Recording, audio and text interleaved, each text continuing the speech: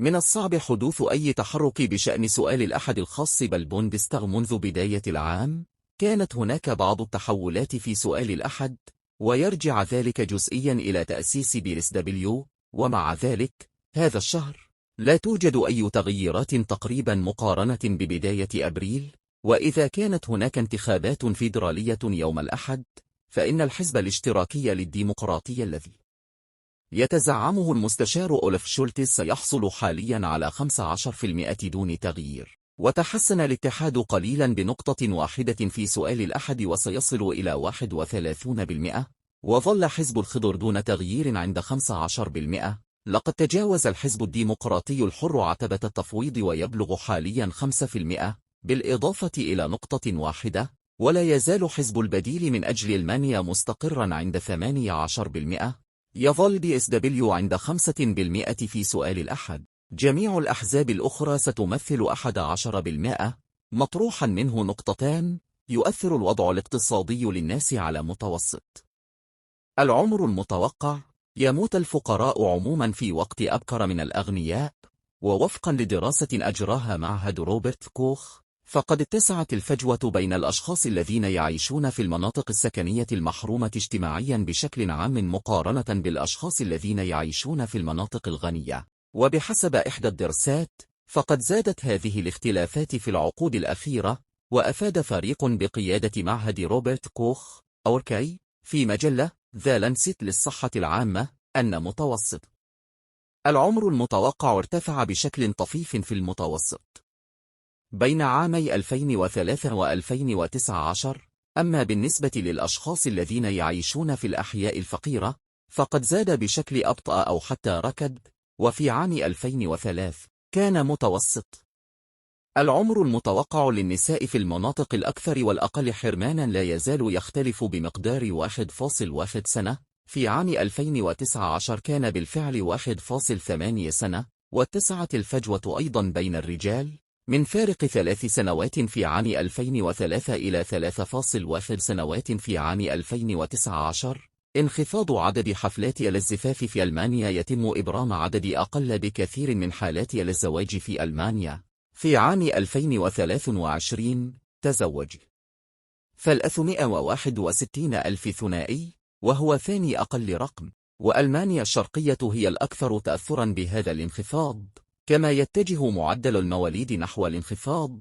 وانخفض عدد حالات الزواج في ألمانيا إلى ثاني أدنى مستوى في العام الماضي.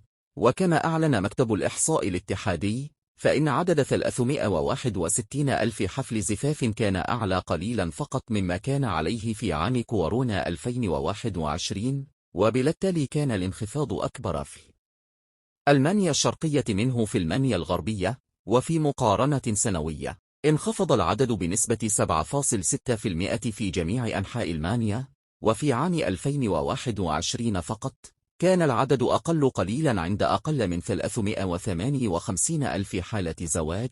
وفي ذلك الوقت قيدت قواعد كورونا أيضا حفلات الزفاف بشكل كبير، كما أوضح الإحصائيون. وفي ألمانيا الشرقية انخفضت القيمة بنسبة 9% إلى حوالي 51.800 حالة زواج.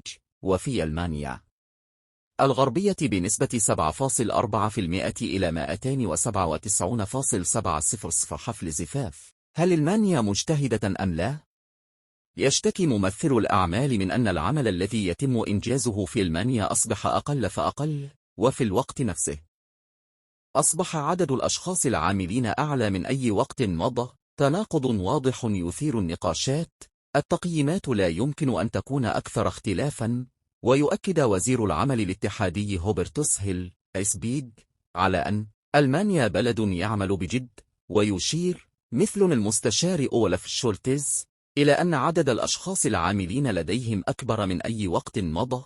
ووفقا للأرقام الحالية الصادرة عن مكتب الإحصاء الفيدرالي لشهر مارس آذار، فإن عدد السكان يبلغ 45.7 مليون شخص. ويبدو الأمر مختلفا تماما، فلا ينبغي للمرء أن ينخدع بالتقرير الذي يتحدث عن مستويات قياسية من العمالة المربحة، والذي يقول إن هذا هو السبب في أن كل شيء على ما يرام.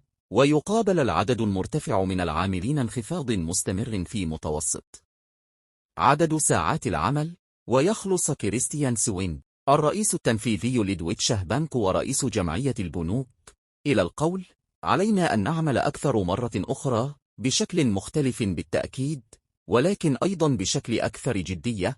غالبا ما يتحدث الناس عن مشروع إشارة المرور باعتباره المشروع الأكثر شعبية، لكن تذكرة دويتشلاند تسببت أيضا في الكثير من المتاعب في تاريخها الممتد لمدة عام، خاصة بين الحكومة الفيدرالية وحكومات الولايات. إذا كان لدى وزير النقل الاتحادي موضوع يحب التحدث عنه فهو تذكرة دوشلين تيكتي، ففي نهاية المطاف اخترعها فولكر ويسنج، الحزب الديمقراطي الحر. أيضا الفكرة البسيطة وراء ذلك هي تذكرة رقمية، سعر موحد يبلغ 49 يورو، صالحة في المدن ووسائل النقل الإقليمية في جميع أنحاء ألمانيا. تهدف تذكرة دوشلين تيكتي إلى المساعدة في جعل مجموعة الرسوم الجمركية أكثر وضوحا على الأقل بمناسبة عيد ميلادها الأول.